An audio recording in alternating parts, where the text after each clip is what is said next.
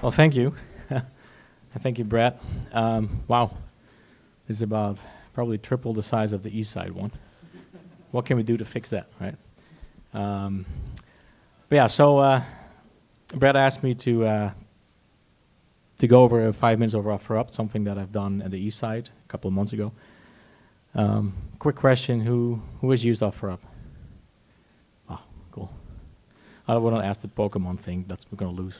But we have a couple of giveaways. I mean, I just want if you, I don't know, I'm on the clock here, but so I have a question. Who knows where our office is located? Okay, well, okay, there's a bottle. Don't throw. It's so let's see another one. Like, okay, how many people are working at OfferUp today? Yeah, you guys can. You were in the office, you saw it. But any guess? Where? Oh, there. Sorry. Oh, no. I don't think it would be here if I had no. But since you're the only one. Oh, there's another one. Okay. Sorry. Now you have to give a number, otherwise it won't work. But let's see. Here. 5. No. Last one. These will be closer. Okay, well, ask one. Okay, we'll stick with that one. 50. It's 100. Almost, sorry. Speaking too soon. Next week. So yeah, and I have one other one. What's the number? Okay, how many OfferUp apps are installed in the US? Yeah, you know what it is. You can. Any? No, more. No. Well, no, that would be, again. 20. Yeah, okay, close. 25. So it's, yeah. Okay, we got to that. Yeah, so the story. I'm Arjen van Wielen from Holland. You can tell by my name and my accent. CTO and co-founder. We started OfferUp a little bit over 5 years ago with Nick Huzar, who's probably a bit more known in the community. He's out and about a lot. Let me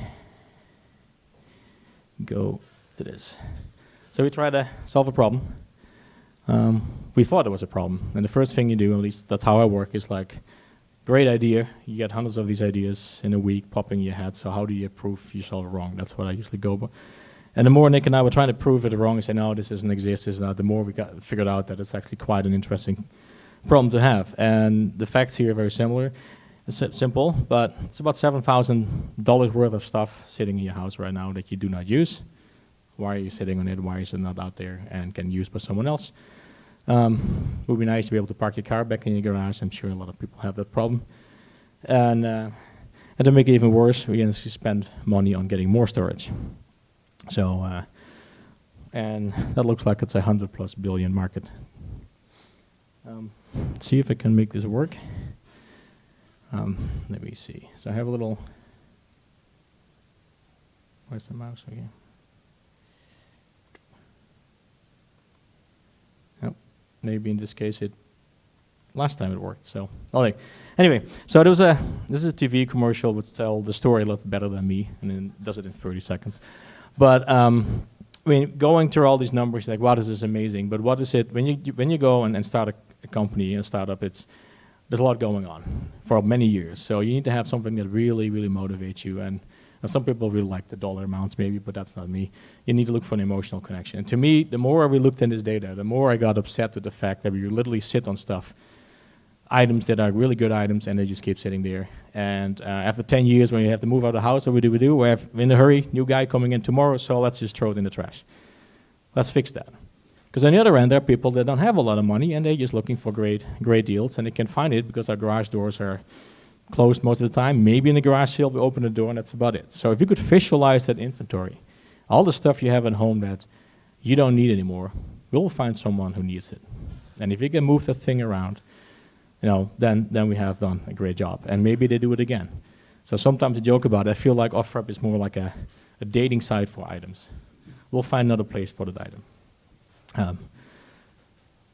So by analyzing it, why are people then doing this? And we found 3 different areas. No time.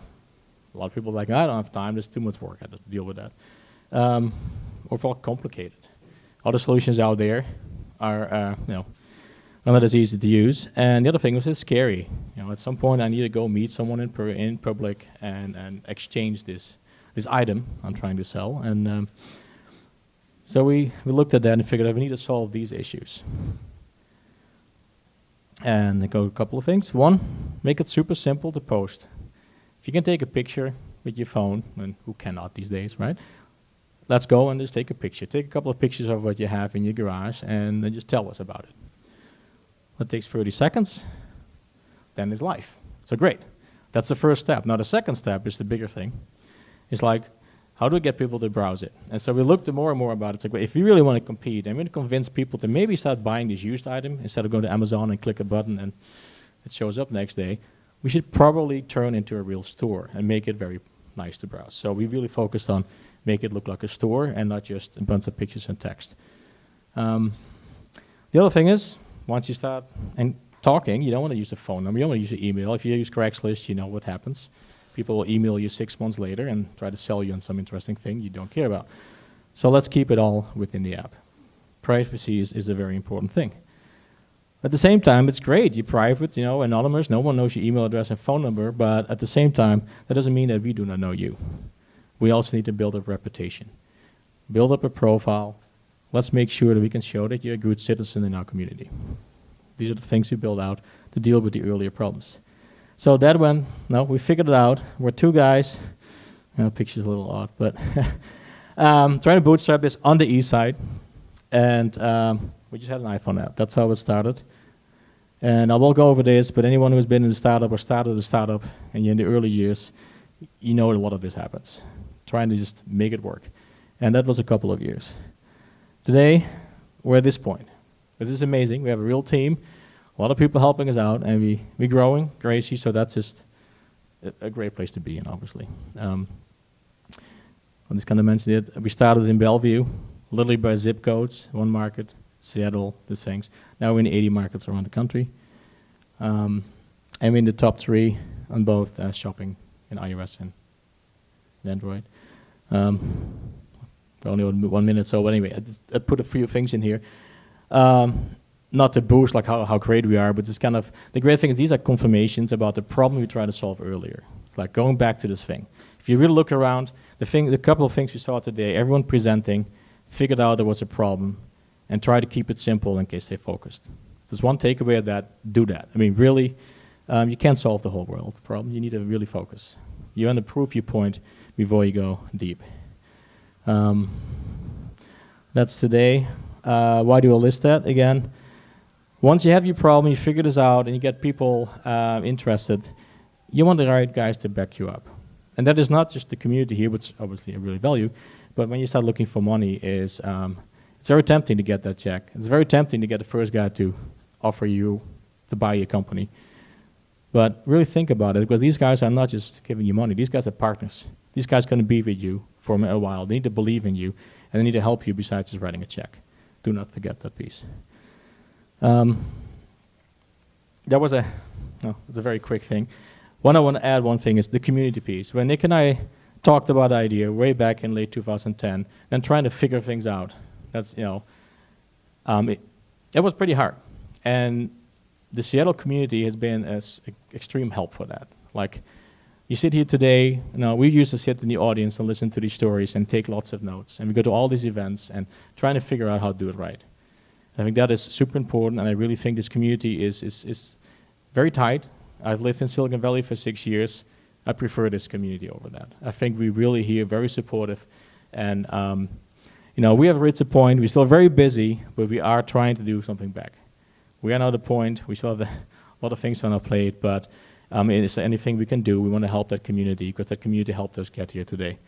And we'll be able to do that by doing things like this, by hosting events in our office, like we did with the East Side New Tech events. But we have other events coming up. And if you have an event and you want to try the East Side, please think about the East Side. I'll try. Maybe that's the whole thing I remembered for is trying to get people to come to the east side and do an event.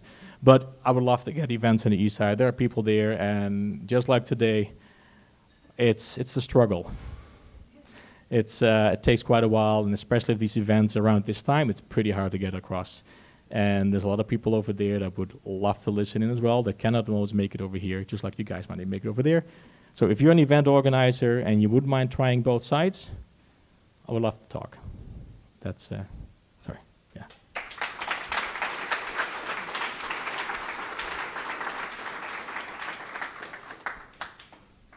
Are there any questions?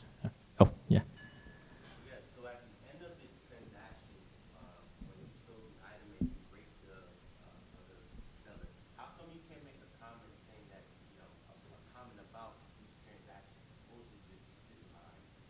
Right. So it was an early decision, which is funny because, I mean, good thing you bring it up because we're kind of looking at this again.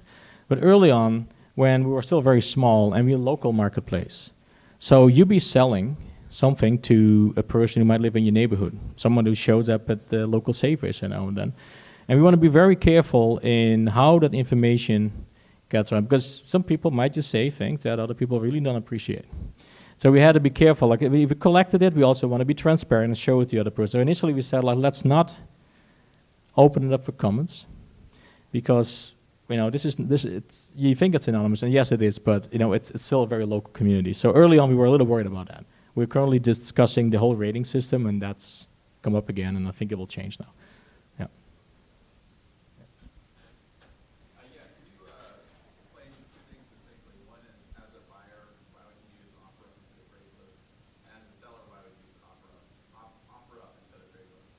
Right. So as a buyer, again, our focus was to make it easier for a buyer to create a better shopping experience and better. So as a buyer, I think you would want to use it for not just a better experience in general to find things, but also our focus is on keeping it simpler, but also safer. So we're trying to put all the things in place to just create a better experience. And that would apply to the seller as well. I mean, there is an online and offline component to it. It's great that you browse. At some point, you're going to meet. We want to make sure that every step along the way in that process of selling something that's in your garage, we guide you all the way through the process. And there's still a lot to be done there, but that's our focus. So I think our promise to you is to guide you to that and create the easiest way for you to get through it. And I think I don't think other platforms have offered that. On the seller side, I can tell you that in certain markets, you probably want to be now on OfferUp because you will get more engagement on the listings you have than on Craigslist. I wouldn't be able to say that a couple years ago, but today we do. Yeah. One more question. Who was okay there? Ah, sorry.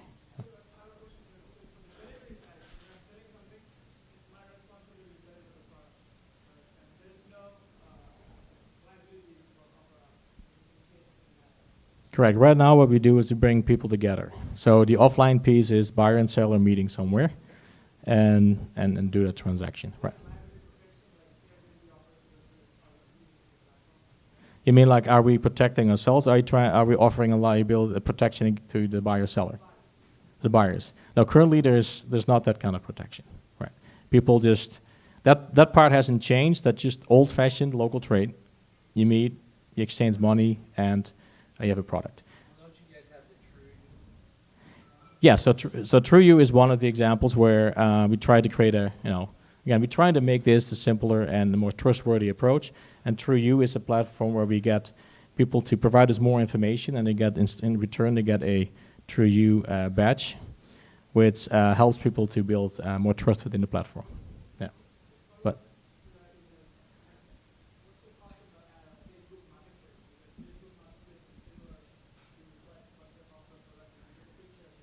right, it looks quite similar, doesn't it?